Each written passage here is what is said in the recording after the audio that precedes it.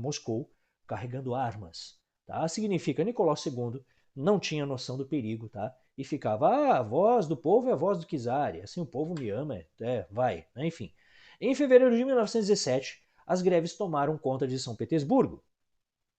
E dentro daquele caos terrível que estava tendo nas trincheiras, Nicolau II toma uma decisão estúpida. Resolve entrar num trem para ir até perto das trincheiras, porque ele achava que a presença dele iria elevar o moral dos soldados. Que eles, o czar, viva o czar, e todo mundo ia lutar mais bravamente. Só que o Tanso, quando ele sai, ele deixa a família real, a esposa e as filhas, e o pequeno Alexei, deixa todo mundo sozinho no Palácio Real. Aí a greve explodiu em São Petersburgo, os soldados que faziam a guarda do Palácio de São Petersburgo abriram o portão, pegaram as armas, entraram na multidão, porque eles também estavam indignados, e assim a nossa família real foi cercada, tá? Nessa greve geral, se tornou refém, certo? Enquanto dessa greve geral, o nosso czar estava lá nas trincheiras, achando que ele fazia alguma diferença, que ele ia conseguir comandar a guerra. Enfim, um lunático sem a mínima noção de administração. E daí que acontece que o nosso Nicolau II, então, quando soube da explosão da greve e que a família dele estava em risco, ele volta correndo, mas ele não conseguiu chegar. Ele foi destituído, né? Interceptaram o trem e comunicaram, né?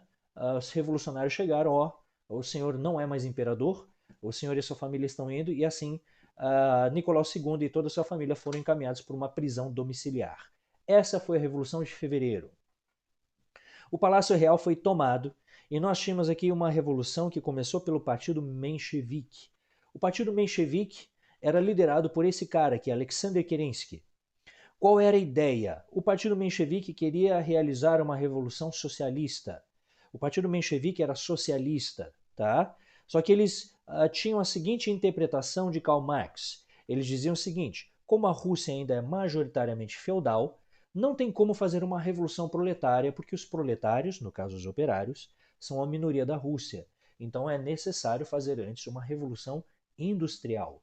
E por isso que Alexander Kerensky, mesmo ocupando o palácio, prendendo a família com as tropas mencheviques, agora todos que estão apoiando os mencheviques, partes do exército que se rebelaram, etc., vão tentar fazer uma revolução industrial. Só para você não ficar em dúvida, tá? Certo? Para você não. Mas o que está acontecendo? Não estou entendendo nada, tá?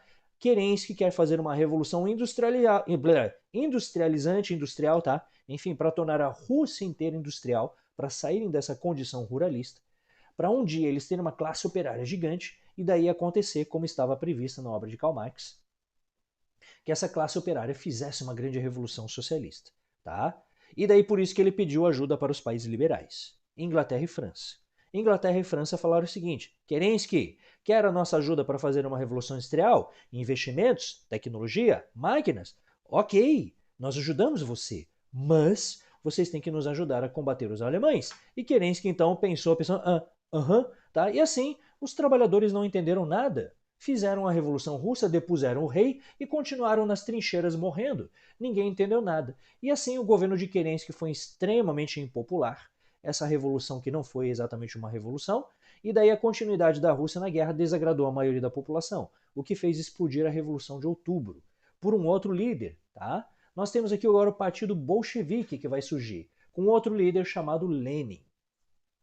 Lenin vai ser um cara que ele entra, volta para a Rússia, né? Ele estava foragido porque ele era perseguido pelo czar, volta para a Rússia e vai fazer um discurso. Ele sobe em cima de um tanque, começa a falar junto àquela multidão em volta, né? Assim nós temos o surgimento de pessoas que eram contra esse governo provisório montado pelo Kerensky, que era socialista, mas que queria fazer uma revolução industrial antes, certo? E Lenin disse o seguinte: a Rússia está pobre demais. Nós não devemos continuar lutando nessa guerra, porque essa guerra é uma guerra de países capitalistas. Nós não devemos lutar em nome da burguesia, dizia Lenin. Aí junta aquela multidão em volta e assim surge uma grande oposição, o Partido Bolchevique, que vai então depor, esses caras aqui vão depor o Partido Menchevique. Lenin defendia a saída imediata da guerra e propõe o socialismo de guerra, porque eles não devem fazer revolução industrial coisa nenhuma, tá? Se os operários são a minoria da classe trabalhadora da Rússia, essa minoria de operários deveriam liderar todas as outras categorias das classes baixas, como os camponeses, por exemplo, por uma revolução, e eles deveriam ensinar como funciona o socialismo para os camponeses, porque, segundo o socialismo de Karl Marx, a revolução proletária ela é feita por operários urbanos, não por camponeses. Então ele diz o seguinte, então que essa minoria de operários urbanos ensine para os camponeses como se faz. E por isso o socialismo de guerra, tá? Montaram um exército feito de operários, e esses operários conduziriam através da guerra uma revolução socialista. É isso que Lenin está propondo, e é por isso que o símbolo do socialismo é isso aqui. Você tem a foice e o martelo. O que é a foice e o martelo? Ah, é o símbolo do mal. Não, é a foice. Segundo a ideologia comunista, é a união entre camponeses e operários urbanos, tá? Que devem se juntar para fazer a revolução. Isso é a ideia dos caras, tá? Não tem nada a ver conosco no mundo de hoje, tá? Enfim, relaxa. A sua bandeira não será vermelha, tá? Relaxa. Enfim, continuando, tá? Aqui, ó. Baseado nas teses de Abril, onde Lenin defendia paz, pão e terra, certo? O que quer dizer paz, pão e terra? Ele diz que, ó, sair da Primeira Guerra Mundial, parar com os conflitos internacionais, comida para todo mundo, reforma agrária, tá? E assim ele vai começar a baixar decretos. Primeiro, o Tratado de Brest-Litovsk, onde ele faz as pazes com os alemães, sai da guerra, faz a trégua com os alemães, tá? Segundo, a nacionalização. Aqui você consegue prever o que tem aqui, né? Nacionalização das terras, ele vai expulsar então os aristocratas da Rússia, vai pegar as grandes fazendas dos nobres, vai dividir essas grandes fazendas dos nobres em fazendas pequenas para distribuir para a população que estava sem terra. Vai nacionalizar as fortunas dos bancos, as grandes indústrias, as multinacionais, tudo isso vai ser nacionalizado para o governo. Vai melhorar os direitos trabalhistas, os trabalhadores urbanos, das mulheres, tá? Certo? Ele vai tirar as diferenças de direitos entre homens e mulheres, fará a reforma agrária, distribuirá então terras para os pequenos agricultores, o ensino laico, quando ele tira o poder político da Igreja Ortodoxa, certo? E agora ele vai ter um ensino de ciências na escola sem a obrigatoriedade do ensino religioso, centralização política e censura a opositores. Aqui a coisa começa a se complicar, tá? Por quê? Esse partido bolchevique, quando toma o poder, ele vai tomar o poder junto com vários outros grupos, na verdade, vários outros grupos de esquerda, tá? O partido bolchevique não era o único partido que estava lutando contra os mencheviques. E daí que acontece é que agora a gente vai ter uma forte oposição de vários outros partidos de esquerda contra o partido bolchevique e também a tentativa de reação do partido menchevique. O partido menchevique que vai se juntar com a burguesia, mais os monarquistas e mais as potências internacionais como Inglaterra e França, que estão vendo uma grande ameaça nessa ascensão do bolchevismo, porque esse exemplo pode acabar se espalhando para outros países, né? E acabar incentivando outros operários de outras nações. Então, o que acontece?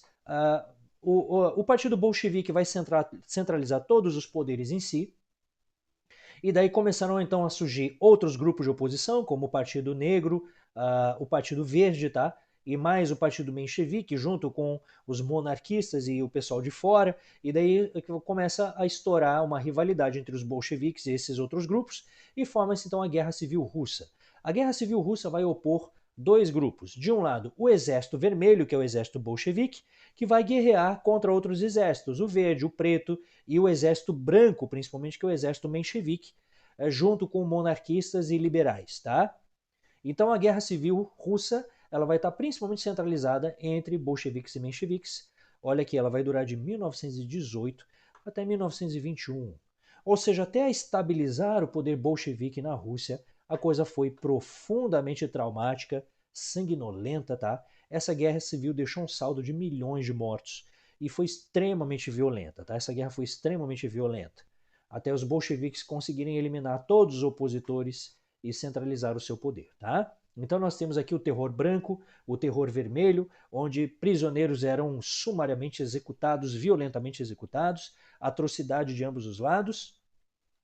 E essa guerra civil russa foi extremamente desastrosa para a Rússia, tá? Que daí tanto tempo em guerra. Nós já tivemos um czarismo desastroso, aquele governo estapafúrdio de Nicolau II, mais a entrada da Rússia na Primeira Guerra Mundial e agora mais uma guerra civil de vários anos. E nós tivemos então uma grande crise nas colheitas, nesse ambiente de guerra, ninguém estava plantando, tá? Todo mundo guerreando e nós tivemos uma grande fome, certo? Que levou milhões à morte pela fome, certo? A falência econômica, nós tivemos ainda a execução da família real. O exército bolchevique, junto com o Lenin, tinham medo de que a família real pudesse ser resgatada pelo exército branco. e o exército branco que estava avançando, né, ali pela Tchecoslováquia, em direção ao sul da Rússia, né? E daí que aconteceu que por causa disso, então, foi ordenado então a execução da família real. Aqui uma curiosidade sórdida, tá? Eu já sei que o nosso tempo já passou um pouquinho, mas aqui uma curiosidade sórdida, tá? A família real, quando ela foi ser executada, certo? A família real, então, ela foi colocada num porão, certo? No casarão onde eles estavam sofrendo a sua prisão domiciliar. E daí, quando as pessoas, os bolcheviques que foram matar a família real, foram atirar neles assim, certo? Quando eles começaram a atirar, as mulheres caíram no chão, tá? Tanto assim as filhas, né? E mais a criada, né? Nicolau II foi fuzilado, a Imperatriz foi fuzilada, todo mundo foi fuzilado. O Alexei, o herdeiro do trono, foi fuzilado. E quando estava todo mundo no chão, curiosamente as mulheres não morriam. As pessoas atiraram de tiro de fuzil, de pistola em todo mundo, foram dando tiro. Olha a parede, como é que ficou aqui, ó. Né? E daí quando eles atiraram, as mulheres caíram no chão e ficavam gemendo, elas não morriam. Tá? E que aconteceu que daí que eles perceberam que tinham diamantes e ouro voando para tudo que é lado. Elas tinham escondido as joias da família real, tudo dentro da roupa, na esperança de um dia fugir, né? E ter alguma reserva para poder ir vendendo enfim. E daí foi neste momento que elas morreram terrivelmente a golpes de baioneta, a baioneta é aquela faca, aquele espeto que tem na ponta do rifle, né? Certo? E daí eles começaram então a esfaqueá-las com aquilo ali e elas assim foram assassinadas lentamente. A execução da família real foi uma coisa tão traumática e tão terrível que depois a própria Igreja Ortodoxa resolveu canonizar a família real, tá? Hoje lá para os russos eles são meio que tudo santo assim, mas, enfim, essa é a história trágica, né? Muito bem, voltando a falar do Lenin, a Rússia está vivendo uma situação econômica tão grave, tão grave, tão grave, que ele resolveu propor a NEP, o que foi considerado por muitos socialistas, um pouquinho mais à esquerda de Lenin, como uma espécie de traição ao socialismo. O que é a NEP? A NEP, a chamada Nova Política Econômica, é a volta do capitalismo. Lenin disse o seguinte: o socialismo, então, para ser consolidado, o Estado tem que pagar a alimentação das pessoas, o Estado fornece escola, o Estado fornece habitação, etc. Mas a Rússia não tem mais um centavo no bolso. Depois desse longo processo de guerra civil, a Rússia está completamente pobre. Então ele cria a NEP, que é o quê? Porções de liberação de capitalismo para que houvesse geração de empregos. Então você vai ter uma iniciativa privada para pequenas empresas para que pudesse gerar emprego e quando a Rússia tivesse boa de novo, voltava o socialismo. Na gíria de Lenin, dar um passo atrás para depois dar dois passos à frente. Voltar para o capitalismo, gerar empregos, recuperar a economia, depois dar dois passos em direção ao socialismo. A NEP deu certo? Nós não saberemos nunca, porque Lenin morreu. Ele ficou doente, adoeceu, e dois carinhas então começaram a disputar o poder. Trotsky e Stalin. Tá? O Trotsky, que era o chefe do Exército Vermelho, o chefe da guarda do Exército Bolchevique, o Stalin, que era o secretário-geral do partido, tá? Era digamos assim, um burocrata. Tá? E esses dois aqui começaram então a se dispor. Trotsky versus Stalin, assim que Lenin começa a adoecer e morrer. Tá? O que aconteceu? O Stalin defendia que a Rússia ela não deveria se importar com a revolução socialista nos outros países. Ele deveria fechar o socialismo só na Rússia e resolver esse socialismo ali. Se um dia o socialismo estivesse garantido e não tivesse mais inimigos, eles poderiam pensar no resto do mundo. Já o Trotsky falava o contrário. Tá? O Trotsky falava um discurso mais próximo de Lenin, defendia que o socialismo tinha que ser no mundo inteiro. E esses dois começaram então a se bater para ver quem tomava o poder, só que daí quem vence as eleições acaba sendo Stalin, que acaba então conseguindo garantir o seu poder enquanto secretário-geral do Partido Comunista Russo, e aos pouquinhos então ele vai concentrando o poder, vai afastando os líderes que apoiavam Trotsky, vai prendendo os antigos oficiais do Exército Vermelho, né, por condenações à traição, e assim ele foi concentrando o poder em suas mãos, excluiu os outros líderes bolcheviques e abandonou o projeto de transferência de poder aos trabalhadores. O Lenin dizia antes, todo o poder aos soviets. O Lenin ele tinha um sonho de um dia, quem sabe, né, lá para frente, um dia, que todos os trabalhadores tomassem conta das terras, das fábricas e o mundo se tornasse comunista. O Stalin vai fazer um caminho contrário. Por isso que o que acontece na União Soviética nós chamamos de socialismo real. O que é socialismo real? É o socialismo que aconteceu no mundo real, certo? Quando na prática eles tentaram colocar na prática o socialismo, que não é exatamente muito igual ao que está no livro, tá? Como eu falei, o livro é um ensaio intelectual. A prática, A consolidação de fatos históricos no mundo real é outra história. Nós temos aqui uma propaganda messiânica de si, ou seja, o Stalin se coloca como um messias, ele ocupa aquele espaço que o rei, o czar, antigamente ocupava como líder absoluto escolhido por Deus, e ele vai dizer que agora ele é o líder absoluto, o representante do povo, essa coisa do culto totalitário, um líder milagroso, um grande salvador da pátria. Né? Enfim, vai estatizar as terras, vai pegar todas as terras e vai estabelecer enquanto terras do governo, né? A imensa maioria das terras russas passa a ser do governo. Vai reprimir violentamente as revoltas camponesas, os camponeses que não queriam entregar as suas lavouras para o Estado serão violentamente massacrados. Fora isso, minorias étnicas, ucranianos, poloneses, letos, tá? etc, etc, etc. Todas aquelas nações que estão dentro da União Soviética que se revoltaram, ele passou o tanque em cima, tá? Nós temos aqui a censura, criminalização do homossexualismo, retrocesso nos direitos contra a mulher, tá? Direitos da mulher, perdão, retrocesso nos direitos da mulher. Ou seja, nós temos um conservadorismo extremo, várias conquistas que haviam sido conseguidas durante a fase de Lenin. Parênteses, a fase de Lenin também foi extremamente violenta, mas nós tivemos algumas conquistas aqui que sofrerão retrocessos, tá? Eliminação de todos os opositores anti-stalinistas. Ele vai fazer um processo que se chamou de Grande Expurgo, onde todo mundo que era contra o Stalin vai ser ou atirado num campo de concentração ou vai ser executado. Todos, eu digo inclusive a Trotsky. Trotsky fugiu, foi encontrado pela polícia secreta no México e foi assassinado. Tá? Ou seja, Stalin matou todo mundo que era contra ele. Tivemos aqui 1,6 milhões de prisões. Até o Trotsky foi assassinado com um golpe de picareta na cabeça, que um espião stalinista deu na cabeça dele.